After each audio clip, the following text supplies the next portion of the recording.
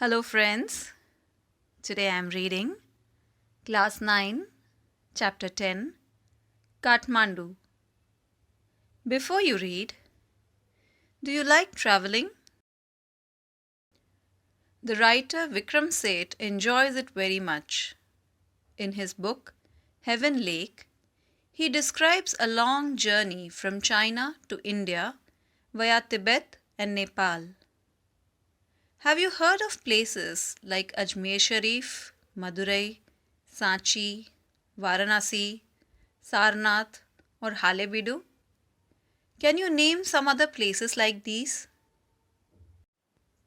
What do the surroundings of a holy place in your city look like? Think about it as you read Vikram Seth's description of Kathmandu. I get a cheap room in the center of town and sleep for hours. The next morning, with Mr. Shah's son and nephew, I visit the two temples in Kathmandu that are most sacred to Hindus and Buddhists. At Pashupatinath, outside which a sign proclaims entrance for Hindus only, there is an atmosphere of febrile confusion.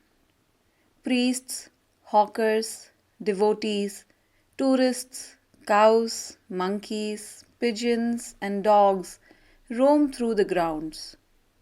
We offer a few flowers. There are so many worshippers that some people trying to get the priest's attention are elbowed aside by others pushing their way to the front. A princess of the Nepalese royal house appears. Everyone bows and makes way. By the main gate, a party of saffron-clad Westerners struggle for permission to enter.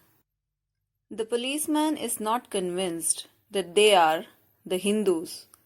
Only Hindus are allowed to enter the temple.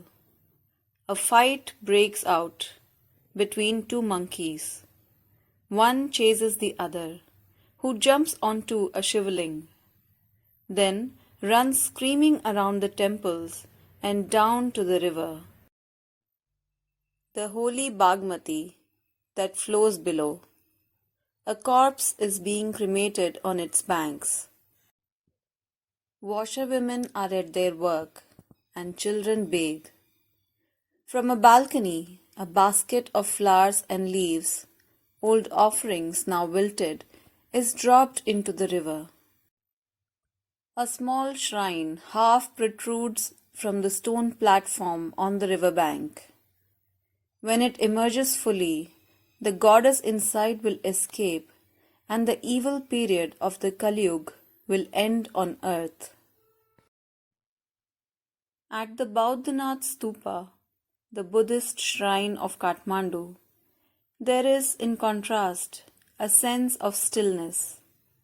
Its immense white dome is ringed by a road. Small shops stand on its outer edge. Many of these are owned by Tibetan immigrants. Felt bags, Tibetan prints, and silver jewelry can be bought here. There are no crowds. This is a haven of quietness in the busy streets around. Kathmandu is vivid, mercenary, religious, with small shrines to flower-adorned deities along the narrowest and busiest streets, with fruit sellers, flute sellers, hawkers of postcards, shops selling Western cosmetics, film rolls and chocolate, or copper utensils and Nepalese antiques. Film songs blare out from the radios. Car horns sound. Bicycle bells ring. Stray cows low questioningly at motorcycles. Vendors shout out their wares.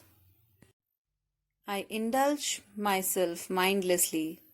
Buy a bar of marzipan, a corn on the cob roasted in a charcoal brazier on the pavement, rubbed with salt, chili powder, and lemon. A couple of love story comics, and even a Reader's Digest. All this I wash down with Coca-Cola and a nauseating orange drink, and feel much the better for it.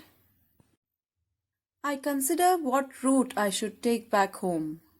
If I were propelled by enthusiasm for travel per se, I would go by bus and train to Patna, then sail up the Ganges past Benares to Allahabad, then up the Yamuna past Agra to Delhi.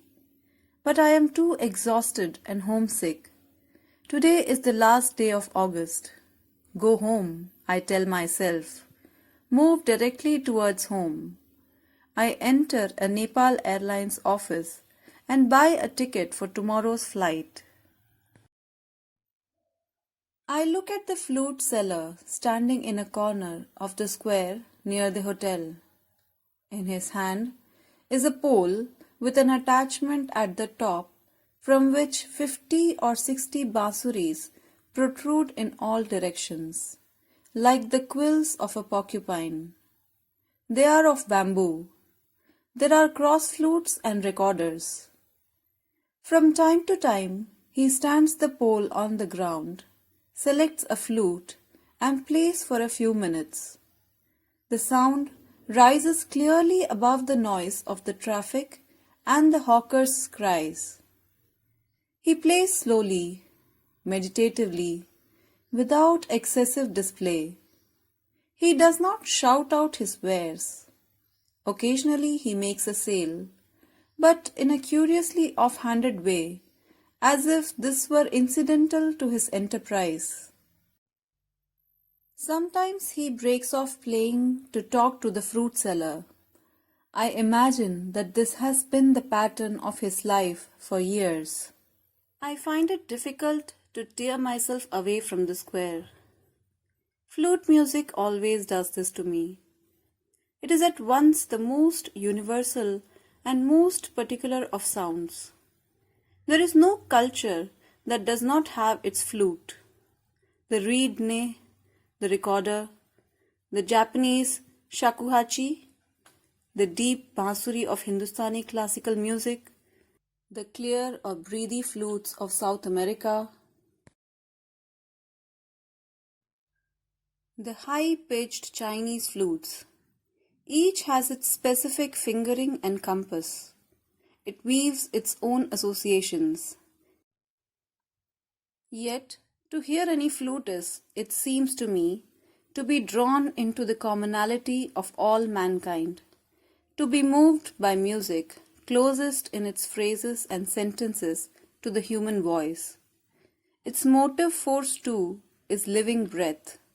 It too needs to pause and breathe before it can go on. That I can be so affected by a few familiar phrases on the bansuri surprises me at first, for on the previous occasions that I have returned home after a long absence abroad, I have hardly noticed such details, and certainly have not invested them with the significance I now do. By Vikram Seth, an extract from Heaven Lake. So friends, if you know someone who will benefit from these videos, kindly share it with them.